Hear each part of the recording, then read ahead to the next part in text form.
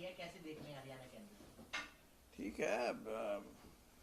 15 दिन की बहुत मेहनत के बाद पहले स्क्रीनिंग कमेटी, फिर सीईसी सेंट्रल इलेक्शन कमेटी, उसमें भी जब सही तौर पे फैसला नहीं हो सका तो फिर उसके बाद 2 मेंबर सब कमेटी, और उसकी रिकमेंडेशन के बाद ये जो फैसला है ये कांग्रेस अध्यक्ष ने लिया है, और जो भी सभी पहलुओं पे विचार करके लिया होगा। बाकी मैं तो ये समझता हूँ कि 9वीं भी नहीं रखनी चाहिए थी, 9 के 9 का कर देते, क्योंकि वो शुरू में जब 3 टिकटें ये कह रहे थे कि फाइनल हैं, फिर कहने लगे 4 फाइनल हैं, तो फिर ये बात आई कि 9 के 9 पे इकट्ठा करेंगे, तो 8 पे हुआ। ठीक है।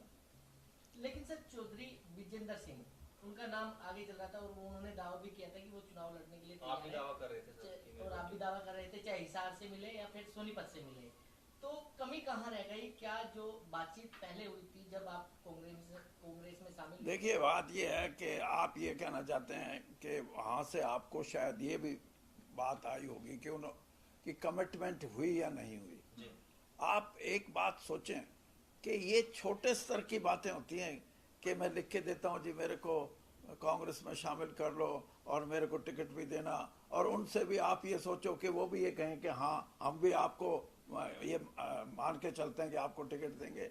ये मेरा राजनीतिक जीवन ये बोलता है कि इन चीज़ों की ज़रूरत नहीं होती। एक भाजपा से जो रूलिंग पार्टी है और जो आज भी ये कह रही कि 370 सीटें हम जीतेंगे, उस पार्टी को छोड़ के और कांग्रेस में ब्रिजेंद्र सिंह आए हैं, तो ब्रिजेंद्र सिंह कांग्रेस में विचारधारा,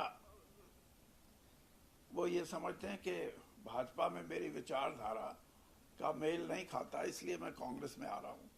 और रूलिंग पार्टी से आपकी पार्टी में तो आप ये समझेंगे कि वो लिख के दें, और पार्टी से भी ये कहें कि आप भी लिख के दो हमारे को। ये छोटी बातें हैं, लेकिन उनका आना ही बहुत महत्वपूर्ण था, और उनको टिकट नहीं मिला, कोई बात नहीं। ये राजनीतिक जीवन में ये भी देखना होता है कि उसके कारण भी कई होते हैं। और बाकी मैं तो यही समझता हूँ कि जो भी निर्णय है वो पार्टी हाईकमांड का है। उन्होंने किस क्राइटेरिया को सामने रख के ये निर्णय लिए हैं। सर, कोई नाराजगी तो पार्टी में बने रहेंगे, ये भी चर्चा चल रही है। और फिर ये कह रहे हैं कि इधर मत देखो। आप पहले ये पूछो किसके लिए बोल रहे हो, ये मेरे लिए या ब्रिजेंद्र सिंह के लिए?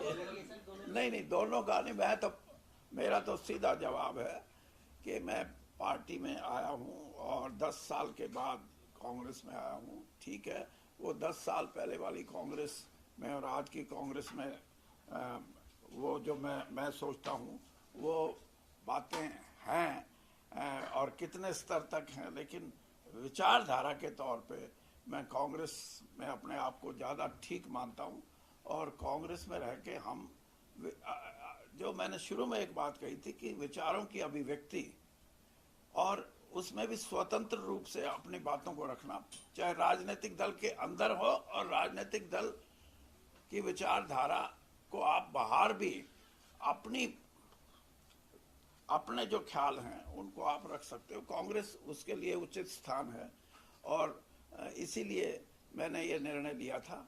और ब्रिजेंद्र सिंह जो हिसार से सांसद थे, मेरे बेटे, उनका भी बहुत दिनों से ये सोच थी कि हमें कांग्रेस में जाना चाहिए, और इसीलिए मैंने जिस दिन कांग्रेस में मैं शामिल हुआ हूँ उस दिन भी मैंने ये कहा कि घर वापसी नहीं है, ये सिर्फ ये विचारधारा की वापसी है एक किस्म से। और वो सबसे बड़ी बात है, क्योंकि जो 42 साल कांग्रेस में रह के मैंने वैचारिक रूप से कांग्रेस को एक ऐसी राजनीतिक संस्था माना है जहां हम खुल के अपनी बात कर सकते हैं, तो इसलिए मेरी प्राथमिकता थी एक, और इसीलिए हमने फैसला किया हमारे साथियों ने कि हम कांग्रेस में आए।